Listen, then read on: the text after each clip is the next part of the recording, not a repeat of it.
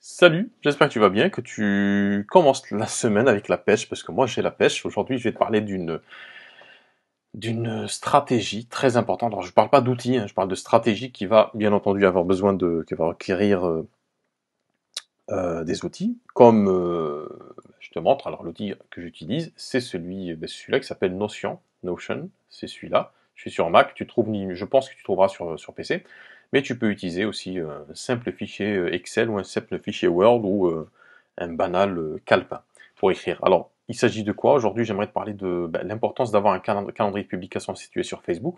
Alors, peut-être que tu publies déjà sur Facebook et tu me dis oui, ok, je publie régulièrement du contenu. Euh, mais sans avoir forcément sans forcément anticiper, si tu veux.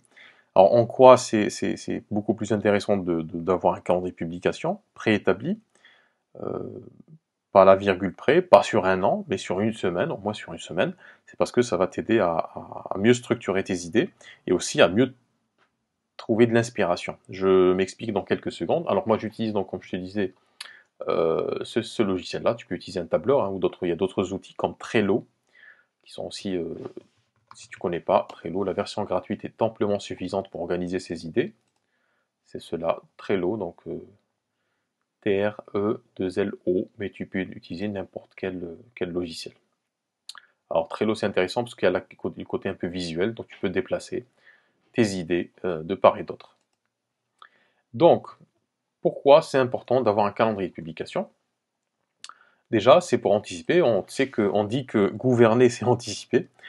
Eh ben, si je reste sur cette idée-là, gouverner le développement de son activité, c'est-à-dire être actif, être souverain de ce développement-là, c'est anticiper finalement toutes les actions importantes, je veux dire pas exactement toutes les actions, ça serait impossible, mais les actions importantes, d'avoir une direction finalement, euh, balisée pour se développer. C'est quelque chose qui va t'aider aussi à réduire le stress, de dire qu'est-ce que je vais pouvoir publier, parce que tu sais que c'est important quand on est aujourd'hui thérapeute.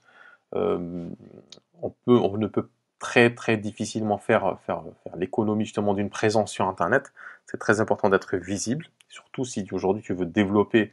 Alors c'est pas que local, hein, localement c'est très important d'être visible sur Internet, mais si aujourd'hui tu veux te développer aussi sur Internet, faire de la téléconsultation, de la consultation à distance, c'est aussi important d'avoir une visibilité. Pour avoir cette visibilité, les réseaux sociaux sont l'un des moyens les plus efficaces pour créer du lien avec les personnes, tes futurs consultants.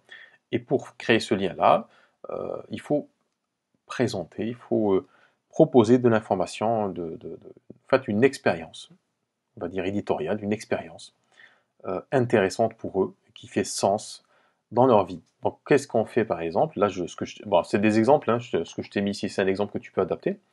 Le lundi, donc, c'est le premier jour de semaine. Souvent, chez les consultants, c'est un jour de torture. Donc, j'espère que c'est pas le cas. D'ailleurs, dis-moi en commentaire si le lundi est un jour de torture pour toi ou pas. Donc, c'est pour ça que je suis parti sur des publications pardon, qui appellent à l'introspection, donc des citations, des questions ouvertes, de l'inspiration. Le mardi, on va partager une expérience. Alors, ça peut être ton expérience à toi, ça peut être l'expérience d'un de tes consultants. Alors, bien entendu, on garde l'anonymat, on cafte pas, hein, on balance pas, mais on va partager cette expérience pour créer justement un effet miroir entre ce que vivent ces gens, ces futurs consultants, et puis les gens que tu accompagnes. Le mercredi, ça va être une étude de cas, des erreurs à éviter ou les choses à faire, au contraire. Je vais te donner un exemple juste après. Jeudi, donc live training, ça peut être un live sur une question donnée, sur une approche donnée, sur une perspective, sur une solution. Si par exemple tu es naturopathe aujourd'hui, tu peux parler par exemple, parmi les 1000 exemples qui existent, 1001 exemples, les compléments alimentaires. Tu peux faire un petit live hein, sur quelques minutes sur les compléments alimentaires, pas tous les compléments, mais un complément alimentaire. Tu peux aussi enregistrer des vidéos. Alors, chose à préciser aussi, c'est que tous ces types de contenus, tu peux les faire également en vidéo. Tu n'es pas obligé de les faire en texte. Tu peux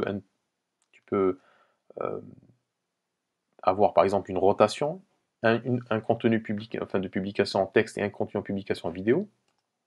Donc ça peut être un live, comme ça peut être une vidéo que tu vas faire. Les succès du thérapeute, donc quels sont tes succès, qu'est-ce que tu as réussi justement à faire avec tes consultants, avec leur aide bien entendu, mais c'est toujours intéressant de partager cette expérience pour que le consultant puisse se projeter justement dans ta solution, et ainsi de suite. Donc tout ça, c'est quelque chose tu peux changer, et du coup, tu sais par exemple que lundi, tu as une citation à partager, expérience, etc. Alors en quoi c'est intéressant? Premièrement, c'est déjà, tu as moins de stress, parce que tu sais à peu près quel type d'information tu vas véhiculer, quel type de connaissances tu vas partager. Ensuite, deuxième effet qui se coule, il est très très intéressant, très étonnant, c'est qu'en sachant que tu as un calendrier de publication, en fait toute la semaine, quand euh, tu vas lire un livre, tu vas voir un film, tu vas regarder une série, tu vas discuter avec quelqu'un, tu vas marcher dans la rue, et en fait toutes les idées que tu vas absorber autour de toi, finalement tu vas te dire tiens, ça c'est intéressant, je pourrais en parler d'ailleurs. Et donc ce que tu fais, c'est que moi je te conseille de soit une application sur ton téléphone, soit d'avoir un calepin sur toi et de noter ces idées-là euh, dans un endroit. Et après tu pourras, voilà, tu peux même par exemple reprendre la même logique que que ton calendrier, par exemple citation, expérience, etc. Et dans cette application ou dans ce cahier, tu as des chapitres, tu as voilà, des petits endroits où tu vas classer tes idées par type de, voilà, par inspiration, par machin.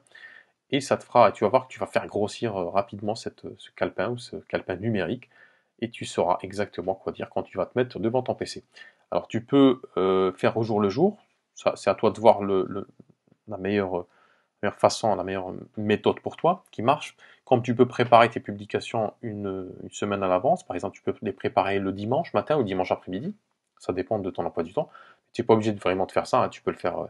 Moi, je le fais de manière très instinctive, parce que c'est ma façon de faire, je suis quelqu'un d'instinctif, donc je vais le faire. Par exemple, le lundi, je me pose, tiens, je me dis, inspiration, c'est que j'ai vu quelque chose qui m'inspire, je vais en parler.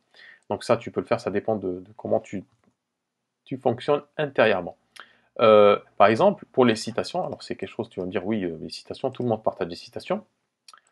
J'ai trouvé un site de citation, j'ai tapé, je te montre, j'ai fait sur Google citation inspirante, j'ai fait ça, j'ai pris le premier site, et alors je descends, je descends, je descends.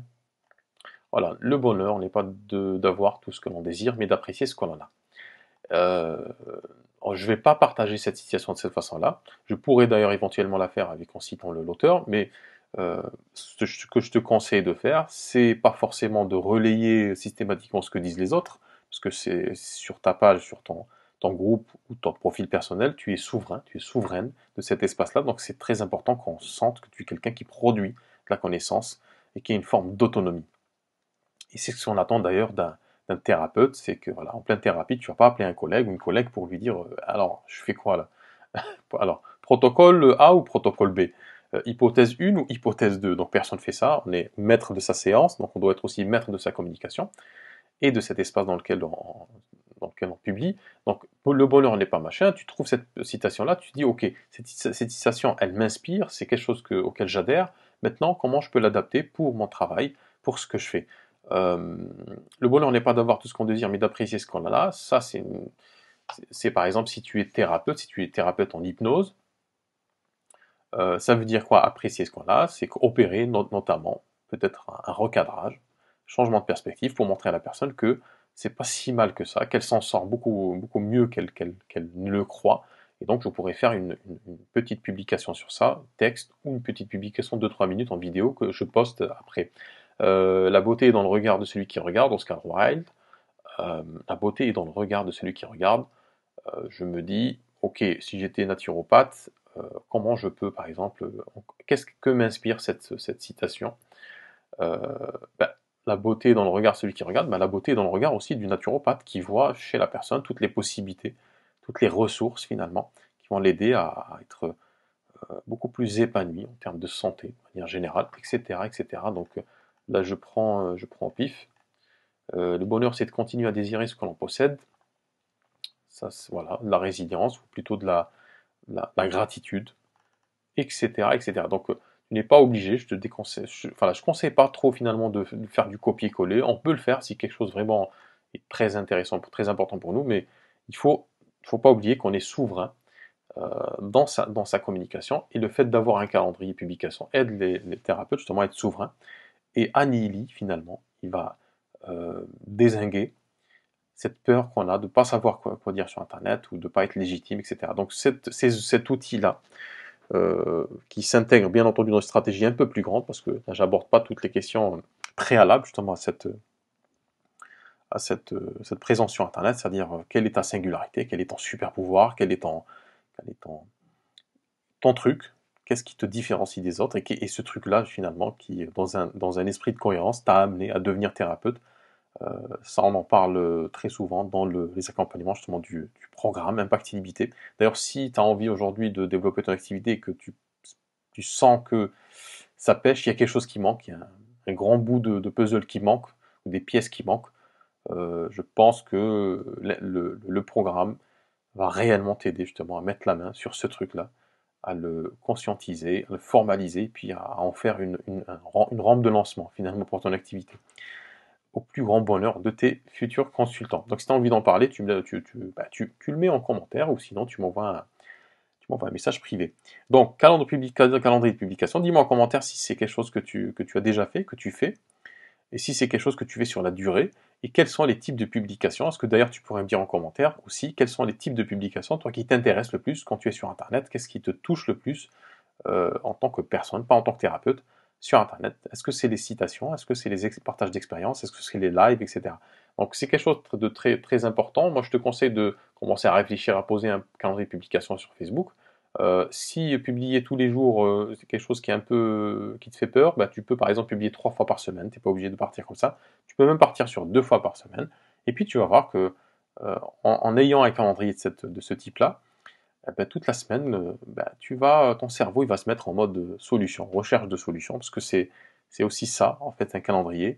Ces actions qu'on pose, stratégiquement et en termes d'outils, quand on les pose, en fait, le cerveau, quand on lui pose de mauvaises questions, bah, il tourne en boucle, et il ne produit que de la confusion, parce qu'il est lui-même bloqué. Par contre, quand tu le mets sur la bonne voie, avec des actions simples, c'est là où il révèle toute sa puissance, parce que le cerveau, c'est fait pour ça, pour trouver des solutions.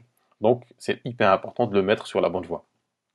Voilà, dis-moi ce que tu en penses en commentaire, et puis je te dis un très bon lundi et une très très bonne semaine. Allez, ciao!